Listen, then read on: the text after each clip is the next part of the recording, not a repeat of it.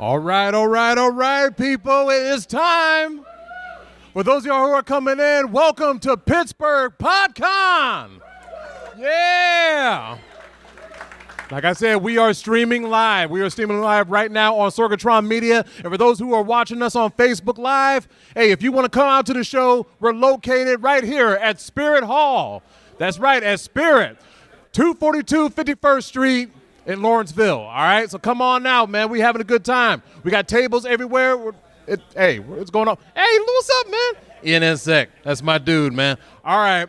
It is now time for the International Podcast Day. Why we podcast, basically. It is a discussion panel. And what we have right here is the man who's going to be discussing it during the discussion panel, my good friend. That's right. That's what I said. Yes. I said it. My good friend, my co-host of River Talk, and the owner of River's Edge Radio Network. Y'all give it up for Mr. Brian Crawford. All right. Hello, Pittsburgh. Welcome to Spirit Hall. Hello to the world, and welcome to Pittsburgh, Pennsylvania. I am Brian Crawford. This is Reasons to Podcast, a discussion panel for International Podcast Day. We're recording live at Spirit Hall in Lawrenceville, a neighborhood in Pittsburgh, Pennsylvania. And we're here to talk about why we podcast. A big shout out to the sponsors of International Podcast Day: Blueberry, Repurpose.io, Podcast Success Academy, and of course a big shout out to our local sponsor right here, Sidekick Media Services. Let Sidekick Media be the sidekick to your superhero project. Our goal is to make your project stand apart while we offer expertise and guidance from our knowledgeable team. At the end of the day, it's about the client's vision and what they're trying to accomplish. It's still your project. We just offer the support and the resources to get it where you want it. Learn more at sidekickmediaservices.com. As I said, I am Brian Crawford. I am with the River's Edge Radio Network. It's Pittsburgh's voice for local music, a 24-hour streaming service of local original music here in Pittsburgh, as well as some fantastic podcasts that are original to the Pittsburgh area as well. Podcasts like The Mike Sasson Show, the first guest here on the discussion panel. Mike, welcome to the world. Welcome to the International Podcast Day discussion panel and to Pittsburgh PodCon right here in Pittsburgh. Everything in my life has led to this. Hold on, you're off. Everything. I'm off. You're off. No, but failed. Screwed it up. He just said everything. See, that's why we needed to have an initial time. We should have practiced this entire panel a couple times before we even tried it. Make sure yours is on. What I said was everything was leading up to this moment and the microphone wasn't on. So would this have happened in terrestrial radio? Absolutely not. They're perfect in every way. No, I'm kidding. They're dinosaurs. They're lumbering dinosaurs. They're all going bankrupt, and I can't wait to pick on the juicy morsels of meat left when they are all gone. And podcasting rules the world. Thank you. God bless America. Well, Michael Sasson, fantastic host on the River's Edge. You can hear him every Tuesday morning at 10 a.m. We also have Camila Adams right here to Mike's right. Hello. Welcome. You are with the Rugged Angel cast. Yes. And when does your show come out? I've started listening. It's a fantastic program. Thank you. And you've kind of taken the opposite approach of Mike, where Mike was in terrestrial radio. He left terrestrial radio and went to podcasting. You were in podcasting and actually had your show syndicated on AM radio. WMCK.FM. And the Rugged Angel cast is basically, I just find a different woman every week and talk to her. I interview her about, just putting the spotlight on whatever, helping her tell her story. Now, are they people local to Pittsburgh, or are they from all over the world? Both, yeah. It started off with just like all the women that I know and all the amazing things that they're doing, and then just kind of like spiraled out. And then I've got like women from all over the country on the roster. This is 104 episodes. Wow. Congratulations. Over 100. That's a big milestone in the podcasting realm. So, and to your right, we have Katie Dudas, who is with the Scare House podcast to talk about a fantastic woman in the world of podcasting. You're in so many podcasts, actually. You're in Scare House, and you're also in Awesome Cast as a regular co-host on that event. And we're going to get through the entire panel and talk about why we got into podcasting and how it helps your vision and your goals in life. But welcome to the podcast. Tell me a little bit about Scare House. Scare House is right here in Pittsburgh. We're one of the nation's top haunted houses. We always make the top of the list. we do really well. Leggett, we're local, bunch of Pittsburgh weirdos putting on a haunted house. What's better than that? I mean, I got a bunny. I got a killer bunny. There's a bunny, actually, for those of you who cannot see, maybe, from the internet, from the world, from everywhere, we have a bunny from Scarehouse who was terrorizing everyone here at the PodCon. Yes. So, yeah, usually people try to bring people to the event. We try to scare them away. So, Scarehouse Pittsburgh, one of the top 10 in the country, an incredible, incredible haunted house. So if you're listening from South Africa or wherever, there literally was a podcast from South Africa on the stream earlier today. Nice. Now you know you need to take a plane ticket to Pittsburgh, Pennsylvania, and head to Scarehouse. To your right, Corey Neville's talk about scary B-movies. B-movies from the B-movie bros. Some of the movies, I imagine you've got some gems, and then you have some terrors as well.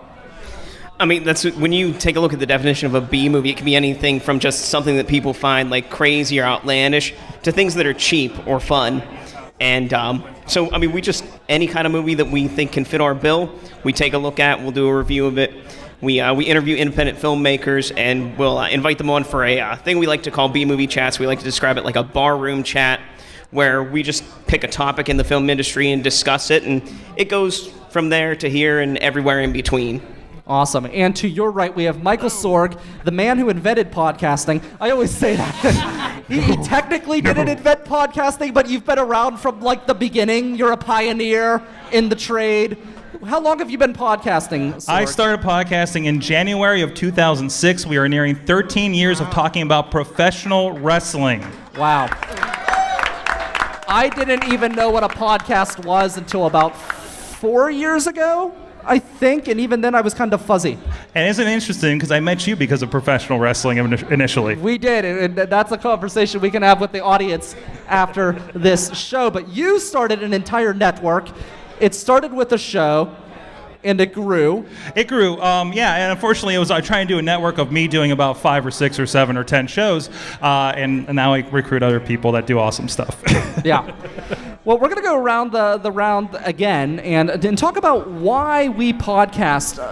Mike Sasson, why did you leave terrestrial radio? Why did you come to the River's Edge? You left terrestrial radio. You were on the local... let's just be honest. They stopped paying me. So okay. It wasn't like something where I sat there and went, I'm out of here. I want to work for free. No, it ended. So, but I mean, I initially got into podcasting actually at Pittsburgh Podcast Network with the Jim Crenn No Restrictions podcast. And then from there, I went to my second job in terrestrial radio with Jim Crenn on here in Pittsburgh. And then from there, when that opportunity ended, I actually was on another show on your network. Yeah, Funny Money. Funny Money. And you approached me and said, hey, Mike, if you have any ideas for any shows, we would love to hear from it. And my only idea was I want to talk for an hour or two a week about whatever I want to talk about. And I named it The Mike Sasson Show because I'm not very creative. And so I got a producer, Alex Clemens, who is absolutely the star of the show, is absolutely an amazing talent, and is the key, in my opinion, to my longevity. We are now going... It was 2 years this July, I think. We stopped counting. We're in the hundreds or something like that in terms of podcasting. But basically the reason why I did it was because of a creative outlet. I've always enjoyed audio entertainment from, obviously terrestrial radio and then satellite radio and everything like that. And to have a platform where it's no holds barred, it's whatever you feel, not having to worry about the FCC, not having to worry about, having to worry that a local car dealership doesn't like what you said or something like that, and being able to bring interesting people on and not having to clear it through 100. I mean, this is the guy who I'm going to use air quotes, work for, and you've never, ever come up to me and said, hey, Mike, we need to tone down on that. No, never. And that's what's great about podcasting, because it is, to me, the way I look at it is, I look at it very similar to the transition that television made when it went from broadcast to cable to now even the streaming services. You're seeing that the quality content is moving towards Netflix and Hulu and everything like that. And I think if you listen to audio, if you really truly love audio entertainment like we all do in this room, everything, the talent and big names that were established people that could work in quote unquote the establishment media is moving over to the podcast world for the exact reason why comics eventually moved from the Tonight Show to HBO to Netflix, which is the freedom to say whatever the heck you want, which is why we're all here, and that's why this is going strong, and we're going to continue to dominate the universe. Do you think terrestrial radio will be around in a few years? Well, here's the thing. If you listen to terrestrial radio right now, they're already telling their listeners to start listening to their radio stations on their smart speakers. They're already telling them, hey, listen to www whatever on the iHeartMedia app. Well, when you're telling your people that, then what the heck's the difference between that show and the 20 minutes of commercials and the FCC regulated content to listening to it on our app and the same thing without all of that? You can always say, hey, Alexa, play the River's Edge station on TuneIn. Same thing as if it was iHeart. You won't hear the same song more than twice in a 24-hour period. And then again, it makes it to where you're not going to hear the same songs. You're not going to hear the same type of talk. You're going to hear different voices. You're going to hear, because, let's be honest, it's not a very diverse lineup on major terrestrial radio. Yeah. And the fact that that on podcasting you do get several different voices from around the world. Like you said, we listened to someone from South Africa today. If you 20 years ago, everywhere. 20 years ago, that would be impossible to hear something. Or you talk about different. How many professional wrestling radio shows are there? How many shows about B movies are out there? No, it was always the same type of audio entertainment. So will there be terrestrial radio? There still is an NBC, there still is an ABC, but it's not at the same level as it was 30 years ago. And you just saw in the Emmys, the winner for Best Comedy was on Hulu. It wasn't on NBC. And I think you're going to see the same thing in terms of podcasting moving forward. Well, you look at this night tonight where we have nearly 30 podcasts right here in Pittsburgh. And we're a mid-sized city, and this doesn't even reflect all of the podcasts in the area. You multiply that into a major city and then across the globe, it's incredible. But Camila, you went on terrestrial radio. Yes, and that started off kind of randomly. I don't remember if I approached them or if they approached me, but at some point I was like, you know what, I want to play music. But I don't want to pay for the licensing. Okay, yeah. For it. That's a lot of work to get all that licensing. Yeah, exactly. I know, trust me. Exactly. So, maybe I can just find someone who'll do that for me. And I did. And so that was the shtick, and all I played was, because my podcast is all about the empowerment and voices of women, all I played was women musicians. That was all the music that I played. And do you think that there's still a value to terrestrial radio? Do you think it still is important? Probably on some level, but me personally, I don't really listen to it. Okay. When I'm in my car or at my desk, all I listen to are either podcasts or my own Spotify playlist or whatever's on my iTunes. So there might be there's probably some value to it on a local level. Finding out more specifically, getting in tune with what's going on in your city.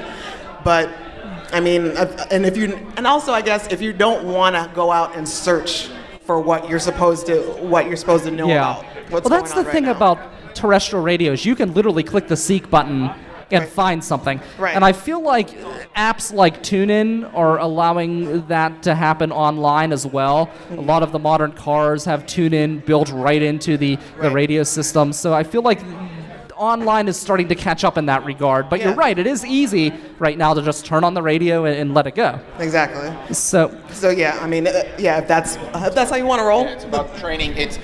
It's about training the consumer on how to obtain the content. It is. In building the infrastructure. Yeah, in building but the funny thing is, if you have Bluetooth in your car and you have a cell phone, you're pretty much already there, but it's putting two and two together. Now, like you mentioned, I don't listen to terrestrial radio when I'm in my car.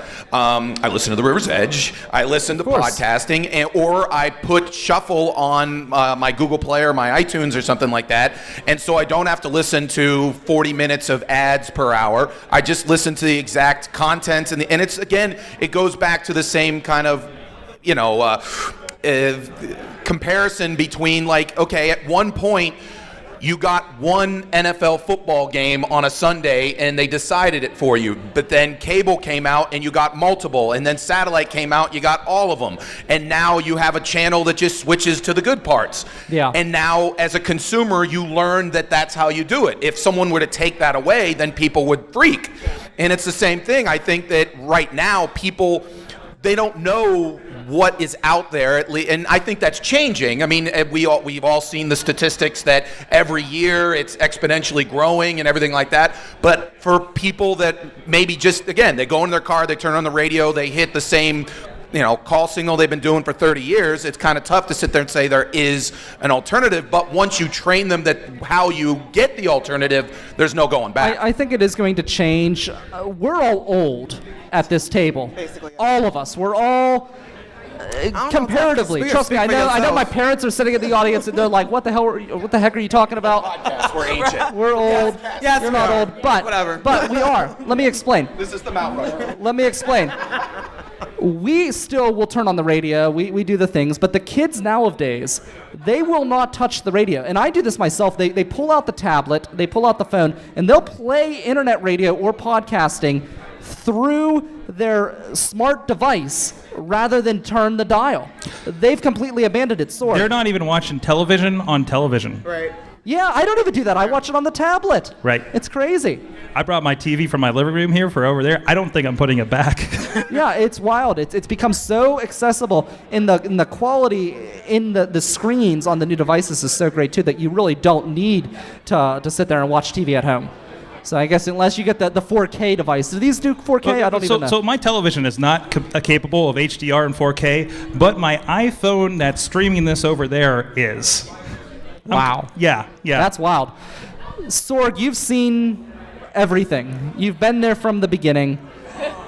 How did things start? How did you start podcasting? And why did you start podcasting? Because no one knew what it was.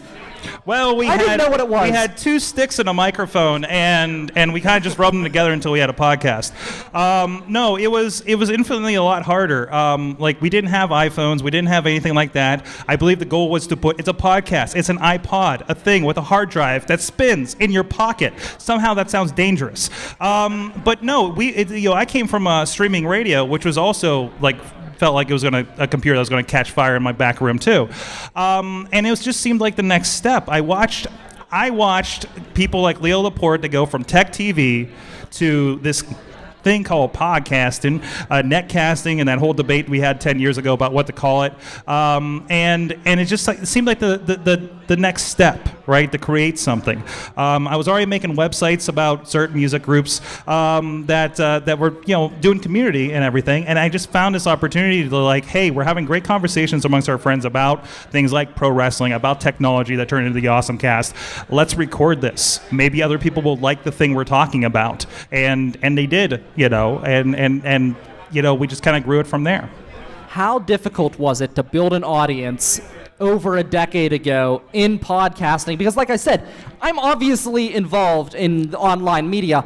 I didn't really understand what a podcast was until just before the River's Edge started. I remember when I first started my podcast, River Talk, it was called the River's Edge at the time.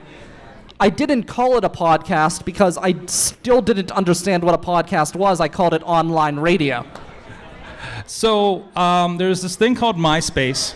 What's that? And you had to learn about all these MySpace? codes, and you had to make sure a really cool song was auto playing at the time, and literally a lot of the wrestlers were even getting. Hell, I got my rap group booked through MySpace. It was really effective. But anyways, actually, technically, as long as you weren't a technology podcast, it was really damn easy. You know how many people that are part of the show today says I went on to Stitcher when it first started. When it started, I typed in wrestling, and you were one of the top 3. Wow. Yeah, it's so it was probably easier then because you didn't have to feed through a ton of podcasts. You want to start. So back then, it was like if you were starting podcasts, you were already technology minded, right? So every podcast was, hey, here's your Apple podcast, here's your Mac podcast, here's your Google podcast, here's your Windows, Linux podcast. And it just like that was your niches were all that. So like the wild thing to do was to talk about normal people stuff that didn't have to involve technology or podcasts about podcasts or anything like that. So now, obviously, it's everything, right? I often say, hey, we can't compete with a Kevin Smith or like, what was the one thing somebody was asking me about? Who was the one in the train wreck that just got a podcast for like a couple $1 million? Amy Schumer, thank you. Like I'm not in competition with them. I'm not in competition with Stone Cold Steve Austin's podcasts. I'm in competition with other fan podcasts that like to talk about this topic the way we talk about this topic. But one thing you've done differently than I think anyone else, and you've done it better than anyone else, is you've created a community within your podcasts. Each one of his podcasts, and this is something that really, for those listening around the world who are looking to get involved with podcasting, one thing that you could learn from Mike Sorg over there is how to build a community. Each one of your podcasts have groups and people who join the conversation each and every week in a live setting, and often your fans become part of the show. And I think that's something that's really unique. It's something that I would be terrified of as someone who is a complete control freak and wants to have complete dominion over everything in my show. I could not imagine. I know you can relate, well, Mike. And it's funny you talk about what you're in competition with. In my opinion, one of the great things about podcasting is I don't view any other podcast as kind of a competition, because like that kind of is an old terrestrial radio thing in a sense that, okay, the morning show's on from 6 to 10. There's 5 other morning shows. They're on 6 to 10. You're competing against those 5. If someone wants to listen to Stone Cold Steve Austin's and your podcast, So I mean, like I've had people that listen to my podcast or listen to my show live when we broadcast it. I've had it where they listen to it at Tuesday at 9 a.m. on the River's Edge. I've had them where they go ultimately to where we do the clips on our Facebook page. I have it where people will listen to it as where they do a long car trip and they'll listen to 4 or 5 in a row. And so it's not something to where, okay, if you sit there and say, oh, I listen to the Bill Burr podcast, great. I listen to the Bill Burr podcast as a comedian. You can, and I think that's what's great about this, and it's almost like this idea of having a pod, a pod crawl, a pod fest, because none of us are, our competition is other forms of media in trying to get people over here so that people realize that people are listening, and that ultimately, if we do want to turn this into a financial something, we have to then convince people in advertising that, hey, if you want to reach certain people, we're the place to go, just like, cable at one time had to convince people they were the place to go. Kind of on that, I want to kind of clarify the competition. I'm not not competition for day of the week, time of the week. It's like time, right? Like there's only so many hours in the day. Even the podcast I listen to regularly, like I missed having them this week because I was busy, right? So that's what I mean there. But also as far as, and I forgot the other point. Oh, you were talking about advertising. I think the other thing we need to think about podcasting.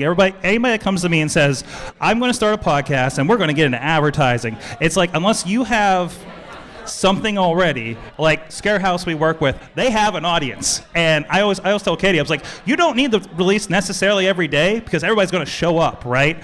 But it's a tool for other business, right? We're looking at certain things. We have Patreon and we experiment with that. But I think like everything has, I want to say an ulterior motive, but like an alternative way to be successful, then I have enough people looking at this to sell an Audible commercial, right? I think we need to get away from that. Well, I think that's anybody so new, true. it has to be a passion play, and it needs to be something different, something creative, and your goal can be completely different than all those podcasts that are in your list right now. I would agree that you can't make the goal of any podcast being making money. I mean, because that's a long trip if you're going to try to take that. But I think that if we're talking about podcasts in general, if we're talking about the end game, then it is something to where, like for instance, like you talk about, I've had advertisers approach me and I have said no because I don't want them to control my content.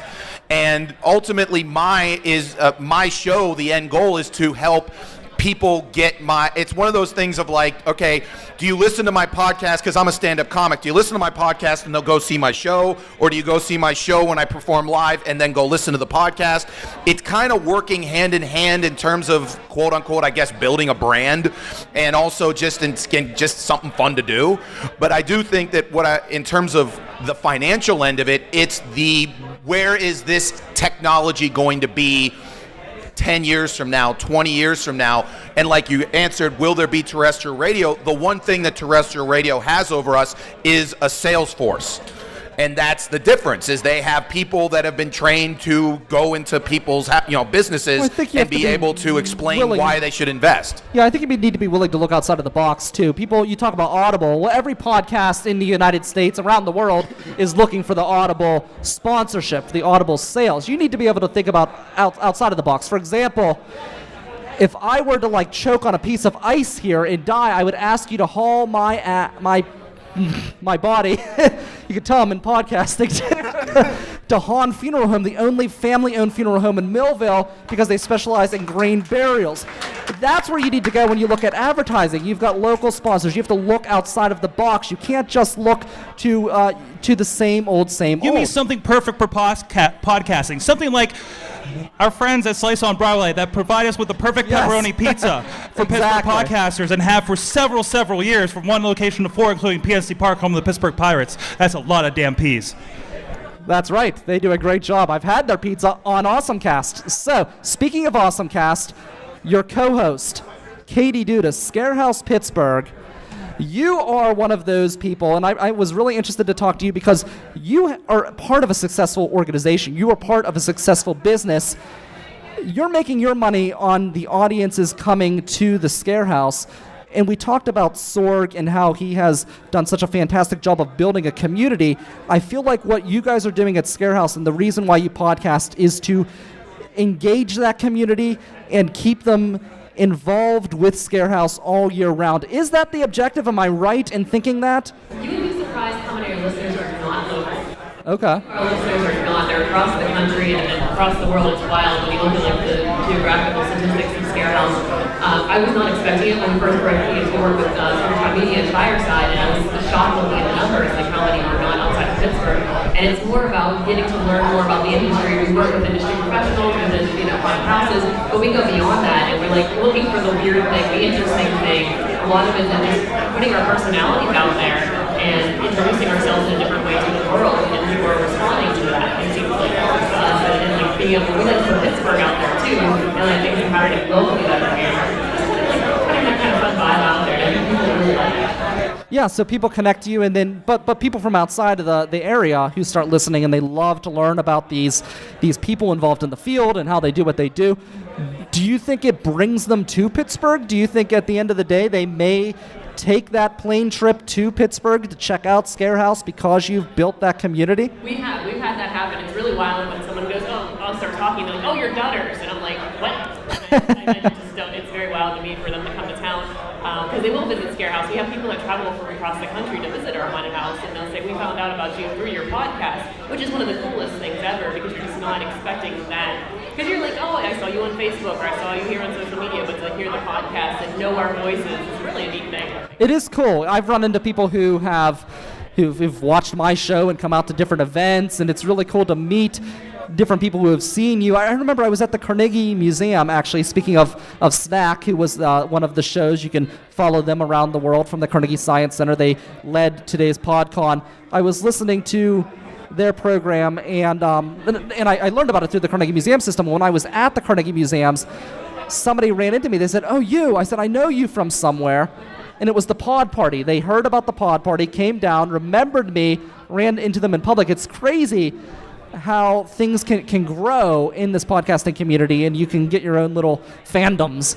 It's kind of cool. And I know you're becoming a star, because not only are you doing Scarehouse and AwesomeCast, but you're doing interviews with wrestlers as well, and all sorts of things. Did you... Short wrestlers. Yeah. That's going to be my next podcast. Can you stand up for a second? Yeah. Like Katie is really tall. So I think you're probably out of the camera view. So... Are we listing heights now? Yes. Yeah, Mike here also tall. I'm told to. So did you start podcasting with Scarehouse first, or did you get introduced to podcasting through? Well, Okay. I think I was wrestling Mayhem show first. I drag everybody into that. Yeah. I did. So did you convince Scarehouse to get a podcast? No, I came on there. It was already established, but I kind of pushed them to more of a personality base. Okay. Like we do a lot more things where it's us talking insider things about us doing, who we are and what we do. But yeah, I think it's important to point out that a lot of people that work with Scarehouse, current and in the past, including the founder, are old media people that have that idea, and I should probably put a camera on me, like they're always looking for that next thing, right? And they're looking at, along with Katie, the Facebook Live and the podcasting and that next way to get your message out. And they buy billboards and news spots and radio spots too. And that's always a conversation I know you guys have. Well, I think that you see a lot of that. You see a lot of people who are moving from terrestrial radio to podcasting. Even some nationally syndicated people are now easing back on the radio and kind of divvying up their time between radio and podcasting. So I think you do see a lot of that change and that shift towards online media. And I think that it's really interesting to see that, but I think that they can make really good podcasters because, so Mike, your show's really successful. Camila, you're on terrestrial radio, so were you on radio before you were podcasting, or were you podcasting first? I was podcasting first. Okay. And, so like kind of, I guess, to touch on we spoke about community a little bit here, and the reason why I started even podcasting, it started off as being just something fun for my husband and I to do, because we decided we were going to do like a TV movie review podcast. And we did that, but he's a lawyer, so he gets busy. So, and then I moved on to do the Rugged Angel cast, where I found there were a lot of women in my life that were doing amazing things, and no one had ever wanted to talk to them, whether it be in print or on air or whatever. And a lot of them, this was the first time someone had interviewed them. So, and it was also a way for me to strengthen the relationships with women that I have in my life, because I was always kind of like, oh, the guy's girl, whatever. But, you grow up and you find out that it's important to have relationships and solid relationships with women. And it's also like, how often do we get to sit and talk with somebody for an hour uninterrupted and undistracted? So it's just like, that's kind of the whole reasoning behind why I even started. And then I'm also repping my other podcast, Revisiting Sunnydale, today, where one of my best friends and I we talk about Buffy the Vampire Slayer. Oh, okay, that's cool. So we're rewatching that. And so that in itself is just like, I get to hang out with my friend for 3 hours a week. We sit and record 3 episodes or whatever. And sometimes that's so important. So you're really a busy person, right? I am as well. So with the River's Edge, my friend Randy Highland, who co-hosts the Culture Cruise with me, we love to go to museums in the Pittsburgh area. And we go to everything from the what I mentioned, the Carnegie, all the way to Bicycle Heaven, to the Baronhof, all sorts of museums, the smallest to the biggest. But I started getting busier and busier in my life with the radio network and work and everything else, and it was becoming more and more difficult to make that happen. So what did we do? We turned it into a podcast, and it's the Culture Cruise, and we're doing what we love, right, having a really fun time doing it. We actually record the show driving to the museum and driving back, so you could hear, depending on who's driving. If I'm driving, you get to hear me honking on the horn and yelling at people. If Randy's driving, you get to hear me yelling at Randy for not honking on the horn and yelling at people. But it's so much fun, and it's doing what we would have loved to do anyways, exactly. But we're able to turn it into a creative artwork that... Marcella and I, that's all we do anyway. We just sit around and BS about pop culture in general whenever we're together. It's like, how about we just throw a microphone on it and record it and let everybody else in, and then we also get to meet other people that are also into it as well. And it's just really a fun time. Yeah. And another point, you keep on kind of going from podcasting to terrestrial radio or terrestrial radio to podcasting. They're two separate different skills, because in terrestrial radio, they train you, okay, you've got 20 seconds, sum it up in 20 seconds, hit the post and get it out of here. It's the same thing in terms of, I was part of a comedy thing, and the whole thing was we had a clock, and we had to make sure that we were in break by the 25 of the hour and all this kind of stuff. Whereas in podcasting, just like you said, it's about creating a conversation, it's why if you ever interviews, it's changed interviews in general. Like, it used to be the longest form interview you would ever see would be like a Barbara Walters type 10-minute interview at once every 3 months. Now their whole interview shows where you get to really learn about somebody and have a long-term, like on long car trips because of my stand-up, when I go to different places in the country, I will play podcasts, and it's funny because you'll listen to these podcasts with their interview, and you really truly feel that after the hour or two, whatever, I know this person. I felt as though I have a connection, because anybody can pretend for 5 or 10 minutes and just give you the standard, but after 45 minutes, an hour and a half, the guard eventually comes down and the real conversation really comes, and you truly learn what type of person this person is, and that's what makes podcasting such a revolution when it comes to things like interviews. And in terms of, that's why, like, and also you talked about, like, they gave Amy Schumer millions of dollars to do a podcast. No radio conglomerate, if she came out and said, hey, I want to do a morning show and be on in the 50 biggest markets in the country, the big terrestrial radio conglomerates would pay her billions to do it.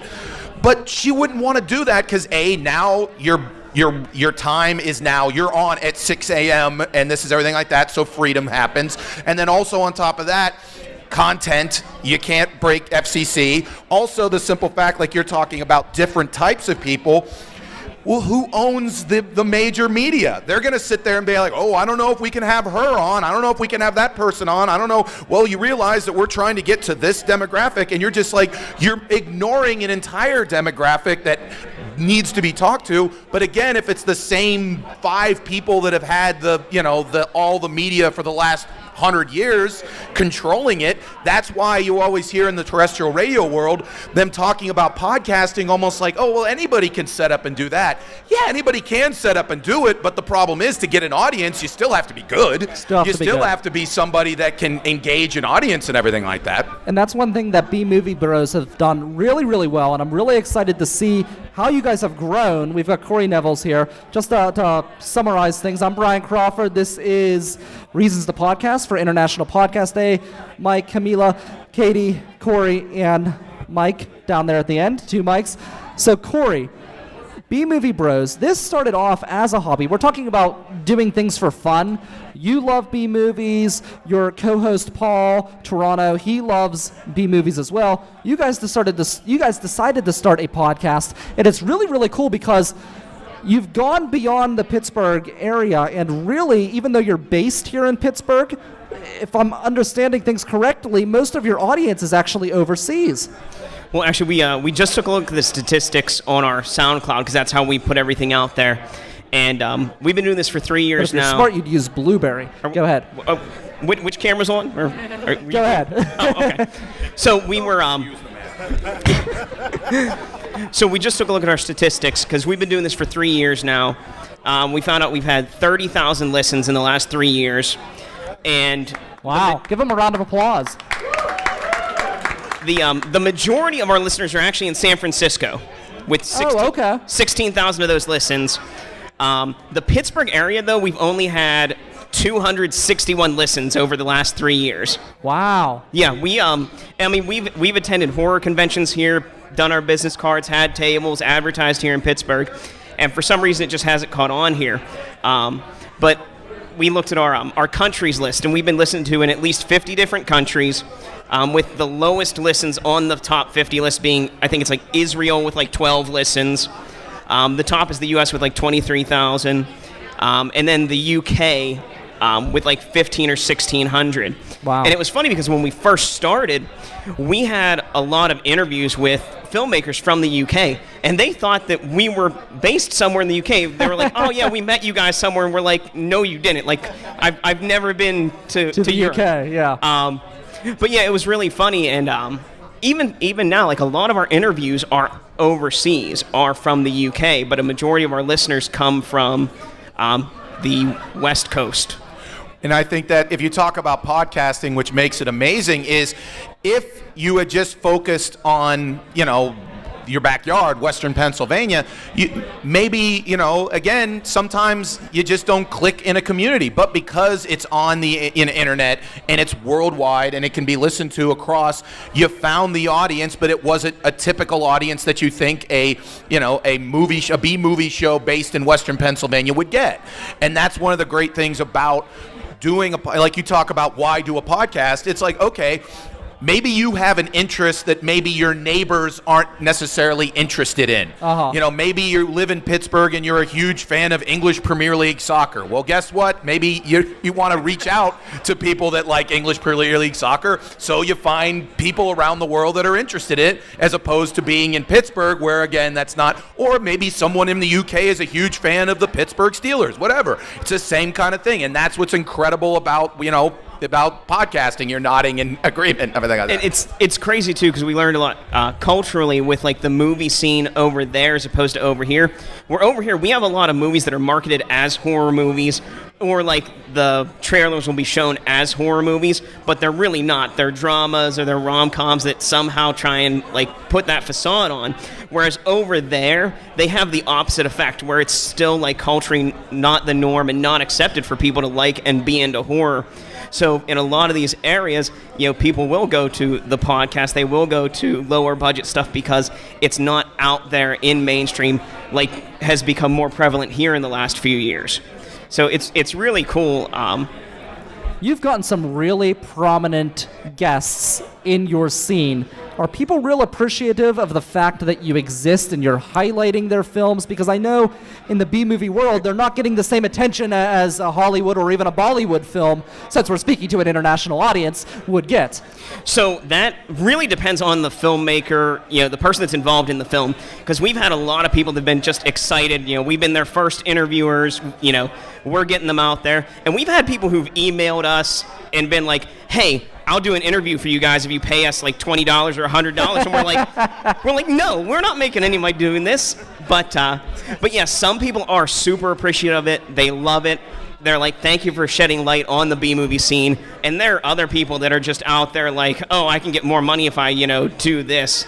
And it's, that we found more often than not, it's people that do just love getting their name out there, love talking to other people that are interested in the same thing, love making the movies, love having the conversations, and love just sitting back and watching something that like a lot of people would consider a guilty pleasure, but is pleasurable nonetheless. That's actually like one of the things that I have found like in like I guess 3 years I've been doing this, 3-4 years, that now I'm starting to get like people coming like, hey, I'm getting emails from PR reps. I'm like, I have a client who's got a book coming out, would you like to have her on the show? We've got someone coming here, a filmmaker, blah, blah, blah, would you like to have her on the show? And I'm like, great, I don't have to pound the pavement as much anymore to try to find guests. Isn't that so cool? Because it's a thing where, and I've always really stressed that the River's Edge is I know it's a legitimate organization, other people do, but some of the older crowd, they don't understand online media, and you have to always fight that battle that, right. You are as important to the fabric of the media world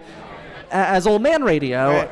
And it means so much to me when people start connecting to you. I remember I almost had the guy who runs Candid Camera on my show. He had to cancel last minute, didn't end up in Pittsburgh, but he reached out to me and asked to come on my show. Candid Camera, which actually started out as Candid Radio before TV even existed. They were one of the first TV shows to exist, and they came to me and asked to come on my network. And I feel makes you feel like you're really accomplishing something special when someone comes out, and especially when you started it out from nothing. I don't know how you started, but the River's Edge started out as a podcast in a closet in a dingy attic with nails coming out of the wall, hangers.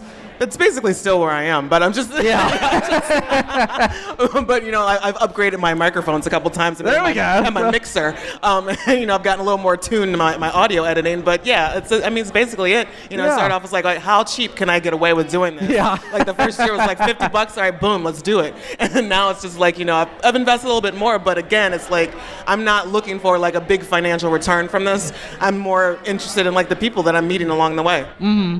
And as a person that was in terrestrial radio, I've been at meetup events and things that they put together and have had a sea of just empty tables. Not because he's here, but I mean, the Millvale Music Festival, Millvale Days, the River's Edge, when we put together something, I'm always floored by the number of people that come out and the number of people that know you and know the River's Edge and know the Mike Sasson Show and know all that kind of stuff, because I really truly believe that podcasting has a unique way of connecting and making a community out of an audience, as opposed to other media to where there seems to be a disconnect. And I think that sometimes, I always felt that in kind of old man radio, they were very, very adamant that you were not supposed to sound like a human being.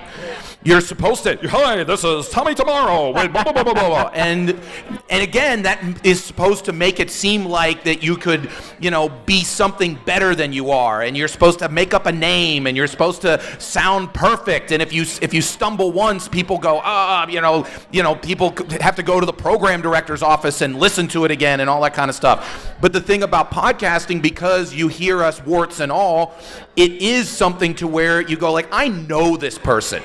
If there's one thing that's always been, kind of a shock with me, is when people will come up to me and after listening to my podcast and listening to my conversations with me and my co-host and producer Alex Clemens, is they'll always come up to me and not hey Mike, great, I'm a god, but hey Mike, I was having that conversation too one time there, and I'm just oh, you listen to that? And I think that's the difference between podcasting and the old man radio. And the old man radio, it's, hey, this guy's perfect. And we're no, we're not perfect. No. This is a community kind of deal. There's a show. So that's one of the things that attracted me was the, it wasn't polished, right? And when I hear a podcast that has a little bit too much polish and good radio engineer and everything, it's just oh, that's too perfect, right? But there's you mentioned about the conversations. Our friends that have a table back there, Bold Sports. With Bold Pittsburgh, they started their cast, and I'm not in sports. I often say I don't watch sports that don't admit that they're predetermined, and they started their thing, and I listened to the first few to see if it was something viable, and I'm just this is a conversation that I would hear in a Pittsburgh bar in a good way. Yeah. We'll make that. And I'm just this has appeal. People are going to feel like they know these guys, and they've been getting a great reaction out of it, and it's good. Bold Pittsburgh Sports, go look it up. And I think one of the biggest advantages that podcasts have over that terrestrial radio is when you're looking for a podcast, you know what you want to listen to, you know what you're looking for, and you're not limited to just what they're talking about. You don't have to tune in, like you said, 9 a.m. Monday morning to find out who's calling who to, admit that they've been cheating or whatever in the morning. If you want to listen to, commentary on puppies being born, you can find that in a podcast, I'm sure, somewhere out there. Maybe that's your next one. I'm looking that up. I want to see what's out there. So Sorg also mentioned Bold Sports, talk about creating a community. They also run an online blog, too, at boldpittsburgh.com. So they've got that same community built in, which I think is so important in podcasting and into the success of podcasting, too. And really, I know I go back to you, Sorg, but I feel like you're kind of the pioneer in building that kind of community aspect of podcasting, which is so important. I want to point out that most of my cues about community I got from the Twit network. From the what network? The This Week in Tech network. Oh, okay. A lot of it, because again, they're the ones that was okay, they're on to something here. But again, it was all technology. It was where do we apply this otherwise? When we started, we were already doing streaming radio with an AOL chat room. And we brought that over to podcasting when we started. Basically, before there was Facebook Live, we did it on a Shoutcast server, right? And so, but no, I it's always been there. I mean, it was just we were applying different media than people were yet, because we didn't have all the streaming media and the Facebook and everything like that. So it was, it's a little bit of, it was just a little bit of. Riding the technology tide. It got to 2010, and it was just oh, we should stream this. YouTube lets us stream now. We should probably stream this. How do we do this? I'm putting cameras at other monitors to bring people in from Texas and Poughkeepsie, New York on Skype. Things like that. Yeah, it's crazy. In the community, I'm not much of a gamer, but I did play one game. It was called Jedi Knight Dark Forces 2. And the reason why I was so into it was the MSN Gaming Zone. And it was the community that came about through the chat room that kept me coming back and wanting to play more. Real quick, we're going to end today's program with a great song from Nick Graybiel, who is with the River's Edge Radio Network, because we're all local music. The River's Edge, as well as Sorgatron Media, are the people who brought you this discussion panel and this PodCon event for the people who are here locally in Pittsburgh.